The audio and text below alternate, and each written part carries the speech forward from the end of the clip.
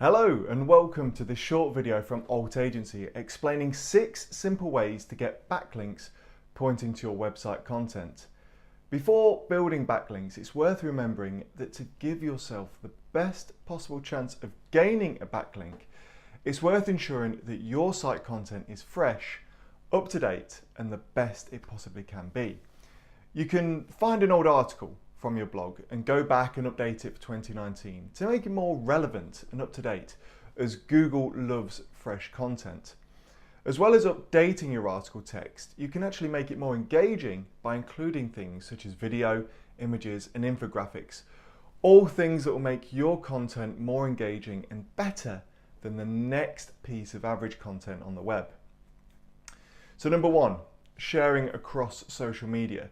This may not seem very effective, but if you do a paid advertising campaign across social media, it can help you reach the right audience and get you more retweets, shares, which will in turn increase your article reach. The idea is to get your content seen by a wider relevant audience who will then see its value and in turn link back to your content piece. Number 2, a press release. There are a number of platforms out there that specialize in press releases for specific industries, such as web design, for example. A press release will enable your content to be blasted out to an industry segment who will then again share the link to your content if it's good enough. A press release can reach a very targeted audience, so you may want to target influencers in your market or even journalists who will pick up on your content and reference it in their articles. Number 3 is something often overlooked, yet is one of the easiest ways to get backlinks: submitting quotes to the media. Journalists are always looking for contributions to their articles. You can sign up to a free media outlet such as harrow.com and start receiving journalist requests almost instantly.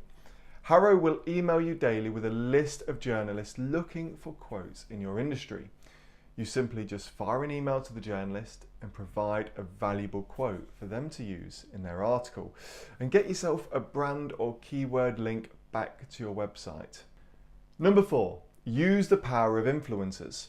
An influencer is someone in your industry who has a lot of reach to your target market. Probably not a Kardashian, but someone more locally. Do a YouTube or an Instagram search to find influencers in your local area who have a decent following, and reach out to them to see if they can mention your product. You could also reach out to industry influencers such as journalists, trade bodies, etc., and send them a free sample of your product in exchange for a review. They will then link back to you from their blog post, video with a link to your website. Number 5, blog roundup posts.